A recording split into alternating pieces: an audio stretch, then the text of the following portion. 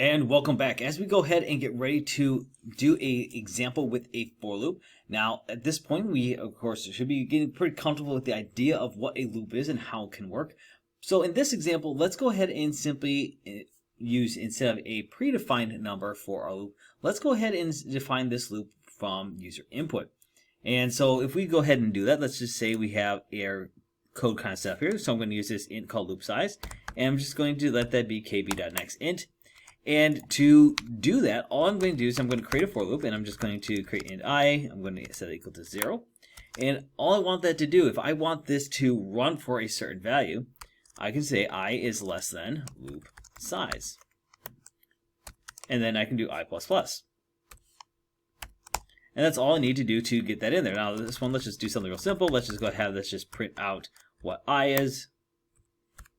And it would print out that value.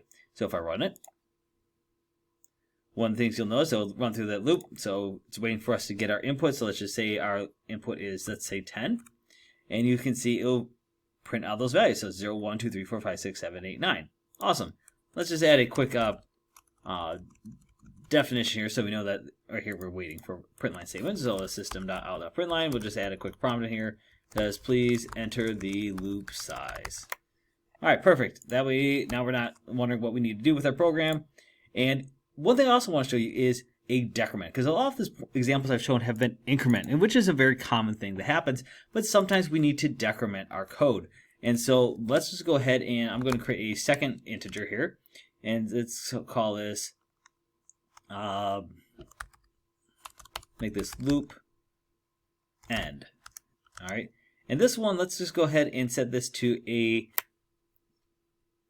let's make this one 0, all right? Because we're trying to get this so that it's coming down in a value. And let's make another integer though, and let's call this one loop start. And I'm going to have this one be kb.nextInt. And so this is going to be defined based upon loop start. And so if we do a for loop, then in this case, you can see I am defining the loop start from the beginning here. So I'm going to add a print line statement here. So this is defined, so please enter a value to start the loop at. And then all we need to do is in our for loop, since we know loop start is our kb.nextInt, we can just say loop start. And if I just do a semicolon here and say loop start is less than, or how about is greater than loop end, and I say loop start minus minus.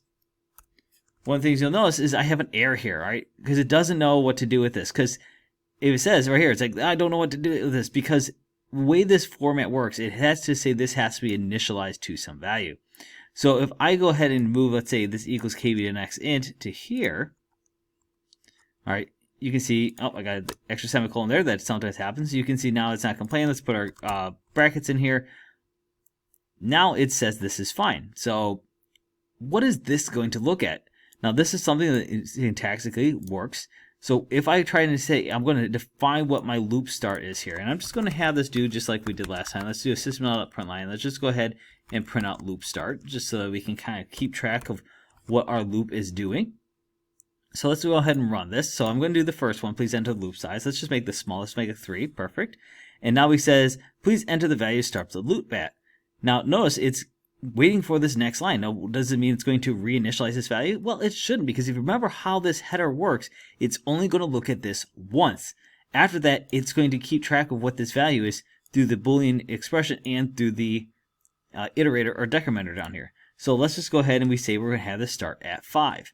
And you notice it'll then execute exactly as we expect it to. So 5, 4, 3, 2, 1. Now I do urge caution if you try to do it this way. If you try to define it through your for loop, is we can sometimes get weird behaviors. Not that it's impossible, and it will work for some of your cases, but just a word of caution when you work this way. So this does work. So you can, of course, get user input to find the starting point here, but sometimes it's better to define it outside the loop and then just have it be a different variable. But if we want to have it be defined, this is a great way to do that. And you can see that this is completely user defined. We have user defined for the start and a user defined for the end.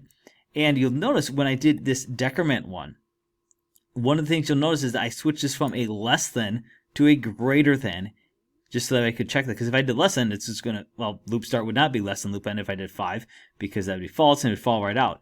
And we have a loop start minus minus, so this is a great way to show how to do decrement. I'm just going to go ahead and switch this just to a less than, just so you can see how this would work. So I'm going to do 3 here. Please enter the value start the loop at. So notice it has not yet checked this Boolean expression.